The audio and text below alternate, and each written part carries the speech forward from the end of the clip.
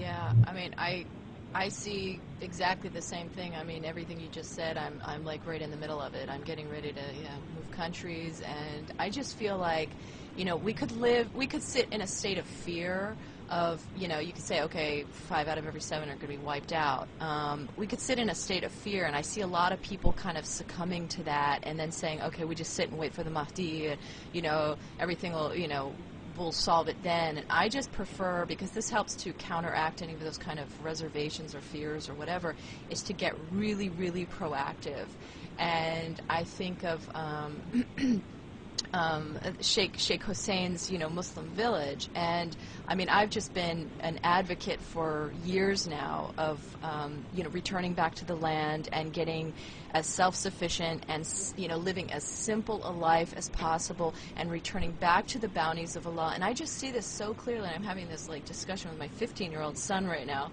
About this, because he's getting ready to make a major choice of which direction he's going to go. Is he going to go to America and live the material world because he is seduced by that, because that's where I'm from, or is he going, maybe make a higher decision and realize that the battle is right around the corner, and the only people that are going to survive, that's exactly what I'm feeling, the only people that are going to make this are the people that fully, truly believe in the Creator, whichever religion you are, truly in the Creator, to the point that you will turn to your Creator and the bounties that, that nature provide, and not turn to any other evil source. You're not going to be able to sell out for 1 minute, is what I think. It's just going to be like this huge separation, and many people are going to compromise, and they're going to fall in their compromise. And only those that can totally walk, a straight, courageous line, which really, when you go to step it, it really doesn't take a lot of courage, because you see all these benefits. You're like, wow, why didn't I always do this? This is so much better this way anyway, and it's actually easier.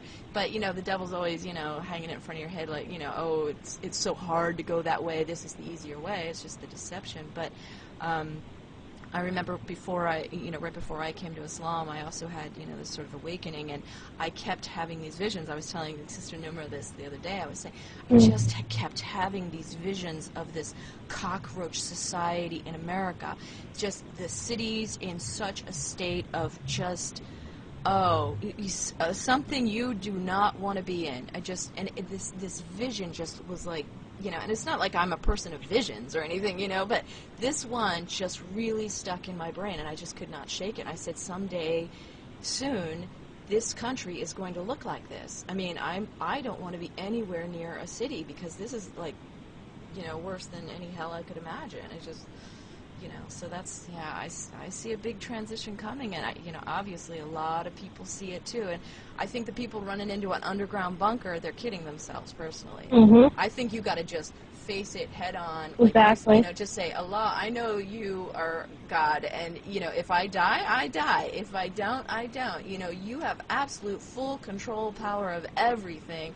I'm turning 100% to you and nothing else, and whatever happens, happens.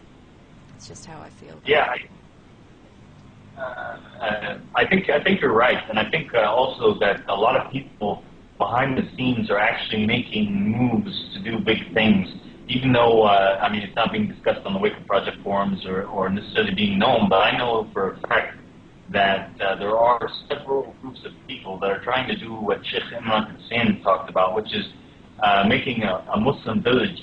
In fact, one of them in Mecca.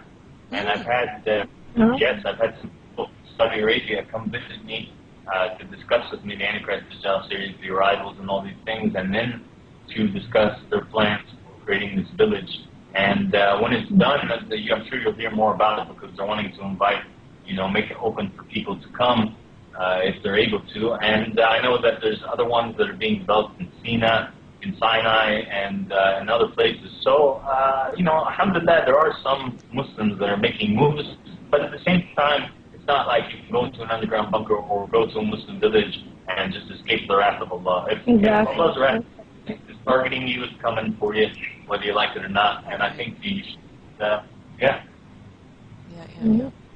Well, I'm heading to Iraq. I'm hoping to plant that little light in Iraq.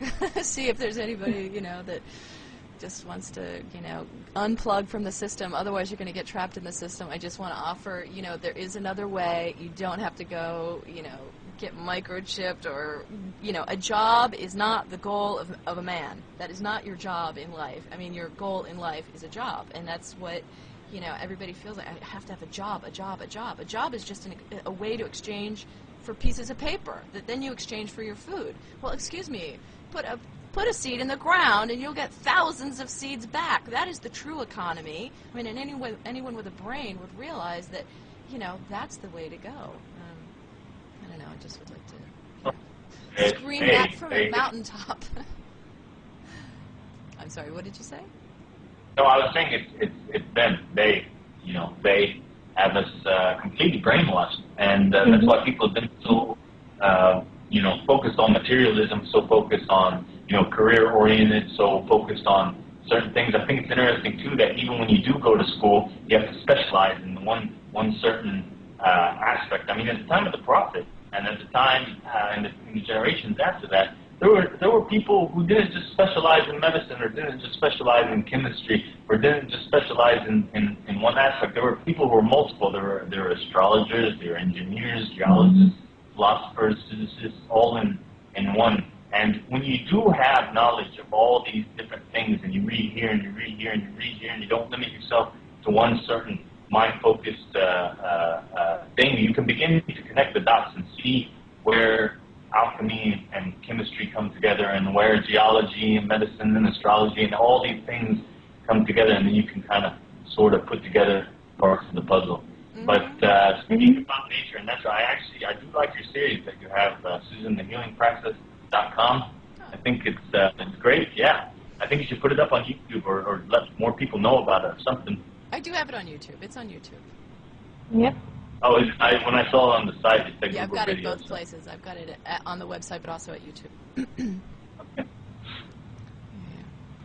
All right, now, I've always wanted to ask you, ever since I watched your series, and I know that a lot of people have been wondering this too, that in one of the last episodes of the Antichrist series, you mentioned a strange dream that you had, and right after that episode, you played the movie Waking Life, which was supposed to help us understand the nature and the significance of dreaming. But you never actually told us about the dream, and just sort of left us hanging there. So, I mean, we'd love to know about this dream if you don't mind sharing it.